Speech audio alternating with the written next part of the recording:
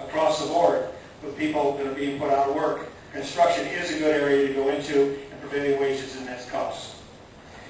I will summarize the findings of those studies, which are cited in documents that are provided. First, preventing wage contributes to local and state tax bases. They provide health care, pension benefits for local workers, whose health costs would otherwise be burdened on public health systems. Preventing wage also ensures an adequate supply of construction apprenticeships and various crafts and trades, which constitute a long-term pool of skilled workers, careers, not just a job. Contrary to some claims, the payment of prevailing wage does not increase the cost of construction significantly at all. In fact, payment of prevailing wage often reduces costs because skilled workers are more productive, there is a decrease in job site injuries, and there is a significant reduction in future maintenance costs because of the highly qualified original construction. Where prevailing wages are paid, training programs are more prevalent, and there is higher participation by minorities and workers from low-income communities.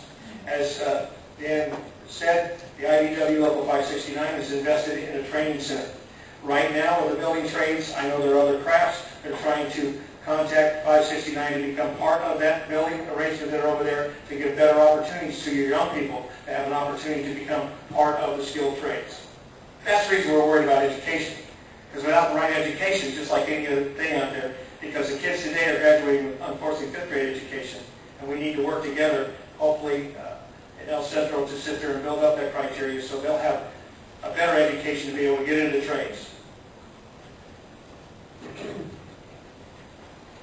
The failure to pay prevailing wage creates direct costs to taxpayers because it shifts the cost of health care from employers to public health systems. Failure to pay prevailing wage creates direct costs to taxpayers, ensures because of significant increase in job site injuries created by less well-trained workers.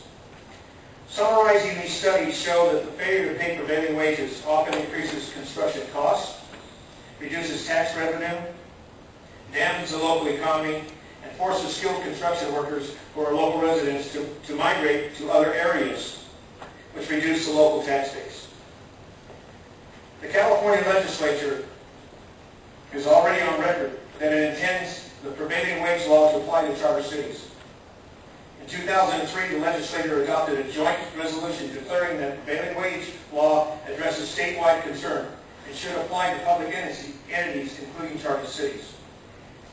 That's on all your public projects. The current prevailing wage law also serves a statewide purpose in providing training opportunities for apprentices. There are more than 50,000 apprentices currently enrolled in state-approved apprenticeship programs and building and construction trade councils. State prevailing wage law requires contractors on public projects to use apprentices for state-approved programs to perform at least 1 hour of work for every 5 hours of work performed by training. In Los Angeles, so you can know the difference, and they're a charter city, but they have prevailing wage on all their public works.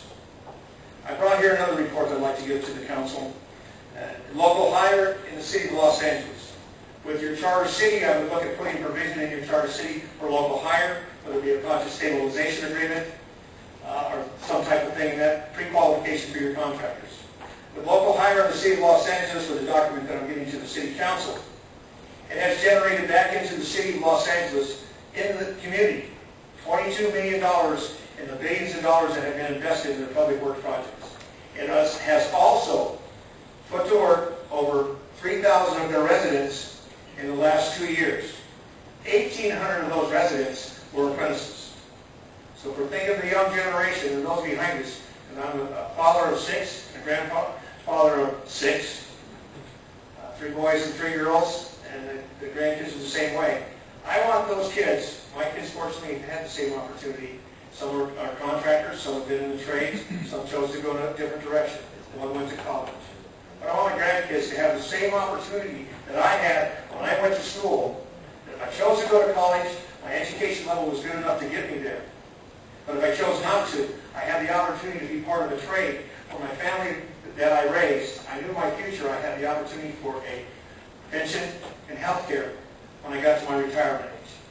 Well, fortunately, I'm part of that group that's leaving. At 62, we've done pretty well. the same time I'm going to stick around. But that, I got that through the trades and been able to do that. I did go to college, but at the same time I ended up coming back to the trades. In Los Angeles, so you know the difference between when you don't have prevailing wage on all your projects. City of Los Angeles fiscal year 2003 to 2006 awarded 1,024 construction contracts. And a lot of times you get the complaint in that saying, well, it's an uneven playing field. Well, if you don't have prevailing wage on all your projects, it becomes an uneven playing field because most union contractors are standardized by that schedule that's set up, Schedule A in the state of California. Of those projects, 59% of those went to non-union and 41 went to union. The total amount of the contracts was $3,103,000,000. I probably would mess that up anyways. 121,585 on city prevailing wage jobs. The Los Angeles Contractor Compliance assessed $6,174,285 against the total number of contractors. Was $194,032 against union contractors and $162 against non-union contractors. The union contractors paid $439,000, the non-union paid $5 million. I'm not trying to point one or the other, but when you don't have criteria to generate the prevailing wage, and these were prevailing wage jobs as far as those that cheated on prevailing wage that covers the entire work. So as far as I'm concerned, you generate even a bigger population that's going to try to cheat and not pay. So you better look at building a compliance group out there that's going to go out and make sure they're enforcing it right. And those citizens that live in El Centro are being paid the wages they're supposed to be paid.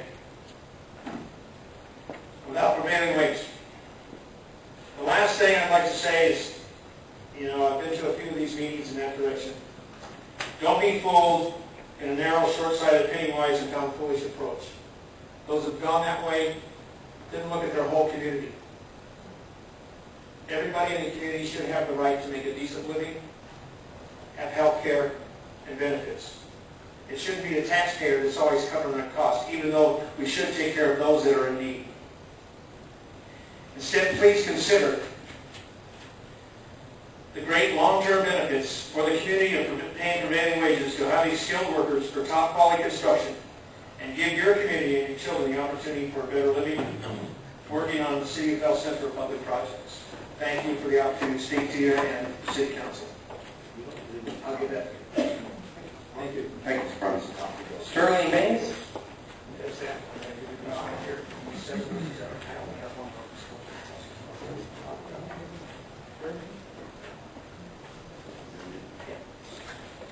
Sterling Mays, El Centro.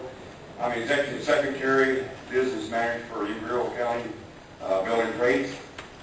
I represent 16 different unions that operates out of this county. I'm a retired pipe fitter out of Local 230. This prevailing wage has always afforded me a good living. 40 years worth. I have worked down here for 20 years. I own property here. I believe in the prevailing wage. I think that it will help the community. Just give me a good life. Apprenticeship programs, we need the kids to come up to take our place. So folks. And I would recommend or ask that the City Council look at putting in the prevailing wage act. Because it's going to help out the county, the city, and all the residents. That's all I have to say. Thank you. Thank you. As I said before, we're going to have a lot more public dialogue in this, and I would only suggest to the members who are representing the union groups that when you come before the council, I'm quite sure you will, clarify your remarks concerning your pro or con against the charter city by whether the prevailing wage is included or not. A number of you got up and spoke were against the charter city, and then, as we saw,